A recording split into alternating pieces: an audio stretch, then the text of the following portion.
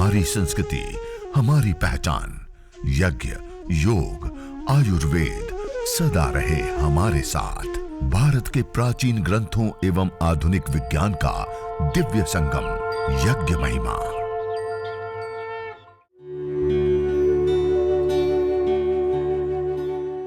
भारतीय संस्कृति में यज्ञ, योग एवं आयुर्वेद जैसी अमूल्य विद्याएं हैं, जिसका मूल है वेद। इतिहास की ओर दृष्टि डालें तो भगवान राम, भगवान कृष्ण से लेकर राजा महाराजाओं, ग्रामवासियों व अरण्यवासी ऋषियों की कुटियों तक नित्य व नैमित्तिक यज्ञों का प्रचलन देखने को मिलता है।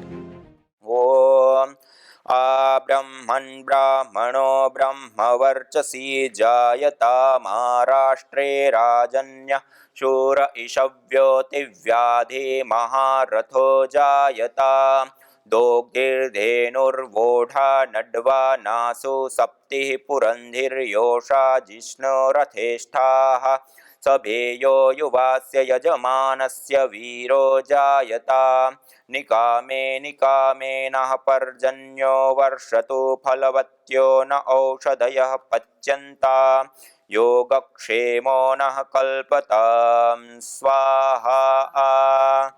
इदं राष्ट्राय इदन्न मम। ॐ राष्ट्राय स्वाहा। इदं राष्ट्राय इदन्न मम। ॐ राष्ट्राय स्वाहा। इदं राष्ट्राय इदन्न मम। ॐ राष्ट्राय स्वाहा। इदं राष्ट्राय इदन्न मम। ॐ उपप्रियं पनिपत्नं युवानमाहुतिवृधम् अगन्म बिभ्रतो नमो दीर्घमायुः कृणोतु मे स्वाहा। ॐ इन्द्रजीव सूर्यजीव देवजीवा जिव्यासम् अहं सर्वम् आयुर्जिव्यासं स्वाहा। ॐ आयुषा युक्कृता जीवायुष्मान् जीवमा पृथाः प्राणेनात्मवतां जीवमा मृत्यो रुदगावसं स्वाहा। ॐ सतं जीव शरदो वर्धमानः सतं हेमन्तात् सतमिन्द्राग्नि सविता बृहस्पतिः शतायुषा हविषेमं पुनर्दुः स्वाहा। ॐ सत्यमाशिषं कृणुता वयोर्धैः किरीचिद्दर्श्यद्वथ स्वेभिरेवै पश्यावृधो अपभवन्तु विश्वास्तद्रोदसी शृणुतने विश्वमिन्वे स्वाहा। ॐ जीवास्थ जिव्यासं सर्वं आयुर्जिव्यासं स्वाहा। ॐ उपजीवा स्थोपजिव्यासं सर्वं आयुर्जिव्यासं स्वाहा। ॐ संजीवास्थ संजीव्यासं सर्वं आयुर्जिव्यासं स्वाहा। ॐ जीवलास्थ जिव्यासं सर्वं आयुर्जिव्यासं स्वाहा। ॐ सर्वं वै पूर्णग्वं स्वाहा। ॐ सर्वं वै पूर्णग्वं स्वाहा। ॐ सर्वं वै पूर्णग्वं स्वाहा। आज हमने देव यज्ञ की आहुतियों के साथ, गायत्री मंत्र, महामृत्युंजय मंत्र की विशेष आहुतियों के साथ, जन्मदिन विशेष के लिए भी रीति जी को विशेष शुभकामना के साथ विशेष हमने आहुतियाँ प्रदान की। अब आइए सभी लोग हाथ जोड़ करके सीधे बैठ करके प्रभु से प्रार्थना करेंगे। ओम सर्वे भवन्तु सुखिनः, सर्वे सन्तु निरामयाः, सर्वे भद्राणि पश्यन्तु मा कश्चित् दुःखभाग् भवेत्। हे ईश सब सुखी हो, कोई न हो दुखारी। सब हो निरोग भगवन, धन धान्य के भंडारी। सब भद्र भाव देखे, सन्मार्ग के पथिक हो। दुखिया न कोई होवे, सृष्टि में प्राणधारी। हे नाथ सब सुखी हो, कोई न हो दुखारी। सब हो निरोग भगवन, धन धान्य के भंडारी। ओम शांति शांति शांति ओम। तो यह हमने देव यज्ञ, चिकित्सा यज्ञ के साथ साथ आज विशेष जन्मदिन विशेष की भी शुभकामना और धन्यवाद, और विशेष आयु और आयुष्य की और तन मन बुद्धि और इंद्रियों की प्रभु से प्रार्थना करते हुए विशेष आहुतियां देते हुए हमने विशेष यज्ञ संपन्न किया। ऐसे हमें प्रतिदिन वैसे तो यज्ञ करना चाहिए, लेकिन जब जन्मदिन है, वर्षगांठ हैं, या ऐसे जो विशेष दिन होते हैं, उस समय कुछ विशेष आहुतियां देकर के विशेष यज्ञ करना चाहिए। और उस विशेष यज्ञ को करते हैं तो देखिए, मैंने सुबह में आपको एक विशेष बात बताई थी। 5 तत्व, अग्नि, वायु, जल, पृथ्वी, इन 5 तत्वों से हमारा ये पिंड तन भी बना है। इन 5 तत्वों से सारा का सारा पर्यावरण और ब्रह्मांड बना है। ये 5 तत्व जब तक स्वस्थ हैं, संतुलित हैं, ना पिंड में विकृति होगी ना ब्रह्मांड में विकृति होगी। और ये पांचों तत्व अशुद्ध हो गए, असंतुलित हो गए, तो ये प्रकृति में अर्थात पिंड में भी उत्पात फैलते हैं, भूकंप, बाढ़, सूखा, अलग अलग। और ये 5 भूतात्मक इस तन में भी अलग अलग बीमारियां पैदा होती है। जैसे मैंने कहा ना, माइक्रोबायोलॉजिकल प्रदूषण से 2.25 करोड़ लोग, वायु प्रदूषण से 70 लाख से अधिक लोग मर जाते हैं। जिस प्राणवायु से हमें जीवन मिलता है, उसी प्राणवायु से लोग मर रहे हैं। क्यों? असंतुलित हो गया। और उसके संतुलन के अयम यज्ञो भूनस्य नाभि, यह संपूर्ण चराचर भूमंडल ब्रह्मांड 5 तत्वों का शोधन पोषण संवर्धन किसी माध्यम से होता है। तो यज्ञ हवन अग्निहोत्र, जैसे माता के गर्भ में हम होते हैं, हमारा नाभि से पोषण और संवर्धन होता है, ऐसे ही ये संपूर्ण चराचर भूमंडल ब्रह्मांड की नाभि है, ये यज्ञ, ये केंद्र है।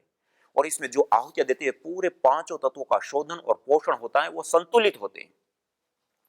और वो जब संतुलित होते हैं तो सबके लिए लाभ होता ही नहीं होता है। जो मैंने कहा ना, इन 5 तत्वों से हर एक जीव, मनुष्य ही नहीं, जीव मात्र उन 5 तत्वों के अंदर जी रहे हैं। और हम हवन करते हैं तो उससे 5 तत्व संतुलित और स्वस्थ होते, तो सबको आरोग्य मिलता है, सबका हित होता है, प्रकृति का पोषण होता है। तो हमारा जो जन्मदिन है, वर्षगांठ है, उस समय विशेष यज्ञ करके इस प्रकृति माँ के प्रति हम विशेष रूप से आहुतियां दें, तो उससे अथाह पुण्य भी मिलता है और प्रकृति के प्रति अपने ऋण भी अदा होते। इसलिए तो इसको देव ऋण कहा ना। हम जो अलग अलग ऋणों से ऋणी होते हैं, उसमें जो अग्नि, वायु, जल, पृथ्वी आदि से हम ले रहे हैं ना, तो इसको कहते हैं ऋण। लेते हैं ना, किसी से पैसा लेते हैं, क्या कहते हैं? ऋणी हो गया। अब जब तक पैसा नहीं देंगे तब तक ऋणी रहेंगे ना। ऐसे ये प्रकृति से हम सब ले रहे हैं, लेकिन दे हम कुछ नहीं रहे, तो वो उसको कहते हैं देव ऋण। क्या कहते हैं? और उस देव ऋण से उऋण होने का कोई माध्यम होता है, तो ये देव यज्ञ होता है। क्या होता है? मानी प्रकृति के प्रति जो हमारा उत्तरदायित्व है, उसको निभाना, उसको कहते हैं देव यज्ञ। स्वास्थ्य के लिए करते हैं तो उसको कहते हैं भेषज यज्ञ, चिकित्सा यज्ञ। तो ये जो विशेष दिन होता है, उस समय विशेष यज्ञ करके उस प्रकृति के प्रति अपने ऋणों को अदा करना। और अधिक यज्ञ करते हैं तो ऋण अदा होने के बाद और ज्यादा पैसा होता है, क्या होता है? हमारा बैंक बैलेंस बढ़ता है ना। ऐसे ही पुण्य विशेष हमें प्राप्त होता है, और उसी पुण्यों से जाति, आयु और भोग मिलता है। इसलिए तो इसको यज्ञ को पुण्यों की कृषि कहा गया। क्या कहा गया? पुण्यों की कृषि है, पुण्यों की फैक्ट्री है। हमें जब पैसा चाहिए क्या करते हैं? कृषि करते हैं, फैक्ट्री लगाते हैं, खूब पैसा कमाते हैं, उससे सुख सुविधाएं बढ़ जाती है हमारी भौतिक। ऐसे ही हमारे आध्यात्मिक जीवन और आने वाले जीवन में भी कैसे माता पिता हो, ज्ञानी अज्ञानी, गुरुजन कैसे हो, कैसा कुल खानदान हो, कैसी सुख सुविधा, ये सारी अभी मैंने बताया ना किसके आधार पे मिलती है? हमारे पुण्यों के आधार पे। और वो पुण्यों को अथाह रूप से बढ़ाने का कार्य किसी माध्यम से होता है, तो वो हम किसी को भोजन कराए भूखे को, कितने लोगों को हम भोजन करा पाएंगे? पहले आपने कथा ये सुनी होगी, राजा महाराजा लोग होते हैं, वो सुबह में सूर्योदय के समय आकर के जितने भी लोग मांगने के लिए आते हैं उन सबको देते हैं। कितने लोगों को देते? फिर भी हम गिन सकते हैं ना कितने लोगों को दिया, हम गिन सकते हैं। लेकिन इस कर्म को आपने किया, आपको मैंने एक बात बताई कि 1864 गुना घी गैस फॉर्म में कन्वर्ट होता है। मानी 1 ग्राम गाय के घी की आपने आहुति दी, कितना? 1 ग्राम गाय के घी की आहुति दी तो 1864 गुना, मानी 1 लीटर 864 ml गैस में वो कन्वर्ट हो गया। कितना? 1864 ml, 1 लीटर 864 ml में वो कन्वर्ट हुआ। अब हम रूम स्प्रे का प्रयोग करते हैं ना, छोटा सा कमरा हो और 300 350 ml की बोतल हो, हम उस कमरे में प्रयोग करते हैं, लगभग साल भर चल जाती है। मानी 1 ग्राम डालने पर वो पूरा कमरा सुगंधित, ये एडिशनल गैस होती हैं, पार्टिकल्स होते हैं जो सुगंधी कर देता है। अब 350 ml से 350 बार आपने उस कमरे को सुगंधित, मानी 350 कमरे सुगंधित कर दिए। कितनी गैस से? 350 ml गैस से। अब आप विचार कीजिए, 1 ग्राम गाय के घी की आप आहुति देते हैं तो 1 लीटर 864 ml गैस बनी, तो 350 ml से 350 कमरे सुगंधित हुए, तो 1 लीटर 864 ml से कितने कमरे सुगंधित हुए?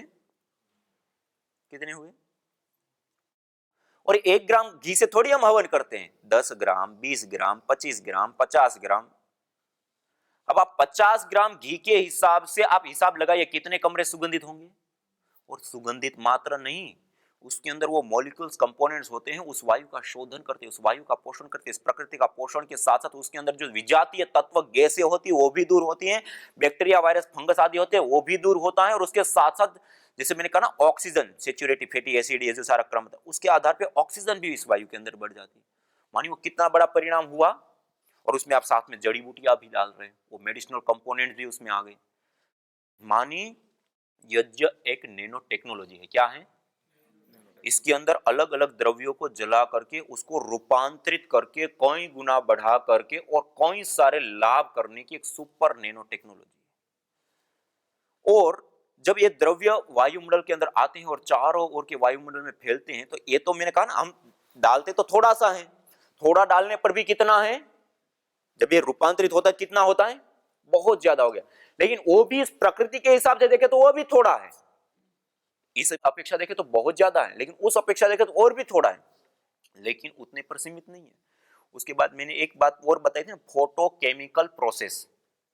ये एक इतनी जबरदस्त प्रक्रिया होती है, जिस वायु को हम नहीं देख सकते हैं, इस वायु में आमूल चूल परिवर्तन ये निरंतर चल रहे होते हैं।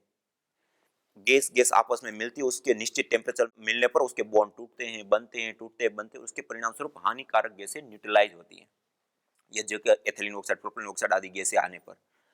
अब ये जब फोटोकेमिकल प्रोसेस चालू होता है तो वो अथाह परिवर्तन लाता है। थोड़ा होते हुए भी हमने 50 ग्राम घी डाला तो कितने गैस बनी, और उस गैस का 350 ml से 350 कमरे, तो आप 50 ml से 1 लीटर और 864 ml के हिसाब से देखो कितनी गैस हो गई, उतना आप खुले वायुमंडल में छोड़ दिए, कितना बड़ा परिणाम हो गया। उसके बावजूद भी वो प्रकृति के हिसाब से हम छोटा, लेकिन इस हिसाब से बहुत है। उसके बाद जो फोटोकेमिकल प्रोसेस चलता है, आप देखिए एक उदाहरण के लिए, हमारे पास 10,000 लीटर दूध है, कितना बहुत बड़ा टैंक है, उसके अंदर आप केवल 1 ग्राम 2 ग्राम कुछ खट्टा कुछ भी डाल दीजिए, दही डाल दीजिए, कुछ भी नींबू डाल दीजिए, तो अब क्या होगा? आप थोड़ी देर में उसको हिलाओगे, 1 घंटे 2 घंटे में कुछ असर होगा, लेकिन 8 घंटे 10 घंटे 12 घंटे 24 घंटे के बाद उसका क्या हो जाएगा? पूरा रूपांतरित हो जाएगा ना। ऐसे ही ये जो प्रातःकाल और सायंकाल सूर्योदय और सूर्यास्त पे जो ये देव यज्ञ करने की जो छोटी सी प्रक्रिया पद्धति हमारे ऋषि मुनि बताई, इतना छोटा सा हमने कर दिया, इससे जो विशेष गैसें बना करके इस वायु में ऐड कर दी, उसके बाद जो ये प्रोसेस चलता है, इस प्रोसेस के परिणाम स्वरूप इस अथाह वायु में बहुत बड़ा चेंज आ जाता है। इसलिए जिस स्थानों पर यज्ञ होते हैं ना, वहां के चारों ओर के वायुमंडल के अंदर और सब जगह पे, एक डॉक्टर ओम प्रकाश पांडे नासा में अंतरिक्ष वैज्ञानिक के रूप में कार्य कर रहे हैं, उन्होंने यज्ञ के ऊपर कई सारे 7 संस्थानों के, भारत और विदेश संस्थानों के साथ मिलकर के कई स्टडी के माध्यम से प्रूव करके बताया कि यज्ञ करने के बाद फोटोकेमिकल प्रोसेस विशेष चलता है, उसके परिणाम स्वरूप नीचे में तो वायु आदि में सारे चेंज 100 यार्ड क्षेत्र, ये छोटा सा यज्ञ करते हैं ना, एक बार यज्ञ से उन्होंने कहा कि 100 यार्ड क्षेत्र मानी 100 मीटर का जो अराउंड क्षेत्र होता है, उतनी जगह में आने वाले एक सप्ताह पर्यंत भी यदि पॉल्यूटेंट गैसें आती है तो वो भी न्यूट्रलाइज हो जाती है। कितनी बड़ी बात है।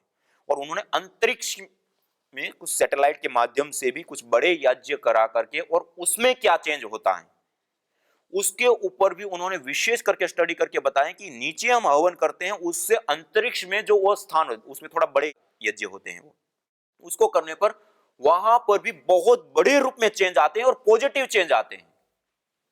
कहने का अभिप्राय है कि ये जो यज्ञ करते हैं, हवन करते हैं, ये बहुत बड़ी एक साइंटिफिक विद्या है। देखिए हमारे दादा दादी ये लोग पहले ही घर में करते हुए आते थे, थोड़ी थोड़ी आहुति तिल की, जौ की और चावल की आहुति दिया करते थे, कोई गुगुल लोभान या गुड़ वाले चावल करके आहुति दिया करते थे। आज हम इन चीजों को भूल चुके, अब हम इन चीजों को छोड़ चुके, और उसके कारण से इसके पीछे जो कई सारे जो लाभ थे, उन सारे लाभों से हम वंचित हो गए। हमें ये पता ही नहीं था कि इससे ये होता है, रेडिएशन दूर होता है, फलाना होता है, ढिंका होता है, पता ही नहीं। ये तो आज रिसर्च हुई, सामने आए। लेकिन ये तो ये है कि जिन टॉपिक के ऊपर हमने रिसर्च किया और सामने आई वो बात है। अभी तो इतनी सारी बहुत सारी चीजें जिसके ऊपर तो रिसर्च ही नहीं किए, कुछ पता ही नहीं। और परंपराओं में देखिए ये अनिवार्य रूप से हमें करने के लिए, अब अनिवार्य रूप से परंपरा में दिया जाता है, हम जानते नहीं जानते करते करते तो उसका लाभ भी हमें मिलता रहता है। और हमारे दादा दादी लोग किया करते थे, और आज हम बहुत अच्छे मतलब ज्ञानी बन गए, मॉडर्न बन गए। तो आज हमने इन चीजों को छोड़ दिया और उसके पीछे आज कई सारी समस्याओं से घिर गए।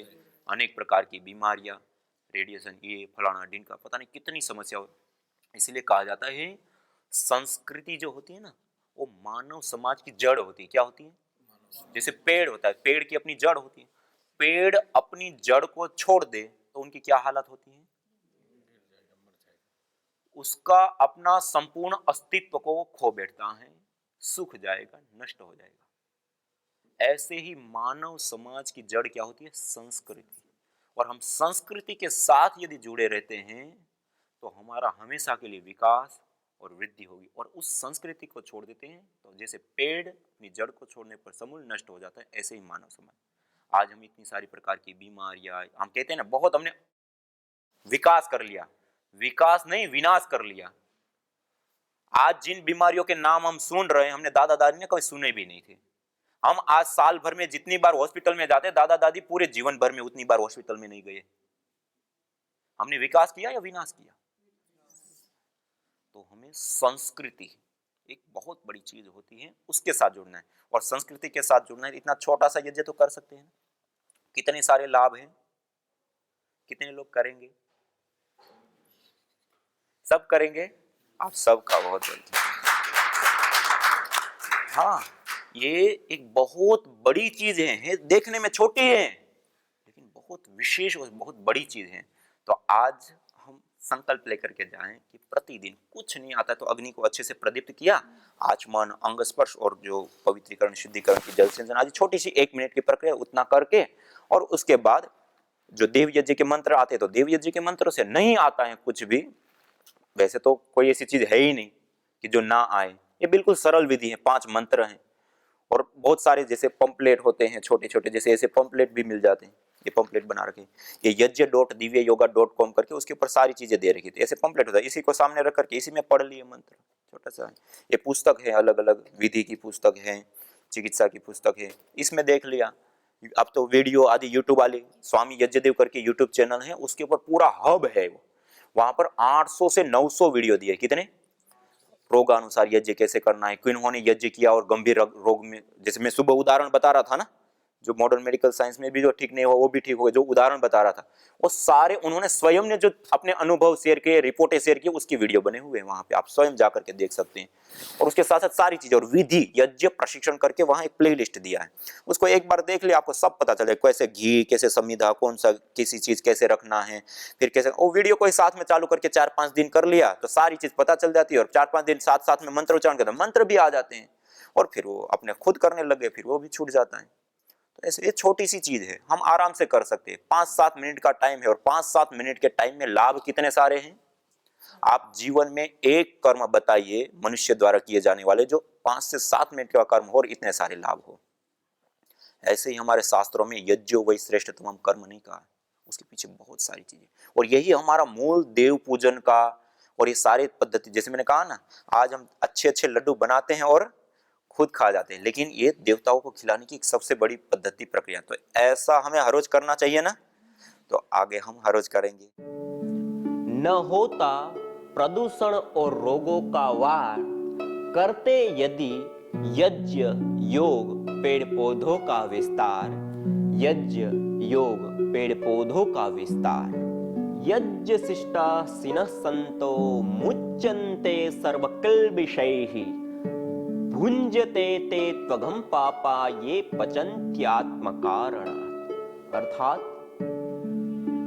जो यज्ञ शेष बचे हुए अन्न का पान करते हैं, प्रसाद को प्राप्त करते हैं, प्रसाद को ग्रहण करते हैं, वह मुच्यन्ते सर्वकिल्बिषैः, सभी प्रकार के पापों से, दोषों से मुक्त हो जाते हैं। भुञ्जते तु त्वघं पापा ये पचन्ति आत्मकारणात्, जो केवल अपने पेट की आपूर्ति के लिए अन्न को पकाते हैं, वह अन्न नहीं अपितु पापी लोग पाप का भोग कर रहे हैं। यज्ञ को, हवन को, अग्निहोत्र को करने से क्या हमें लाभ प्राप्त होते हैं, उस विषय को लेकर के आप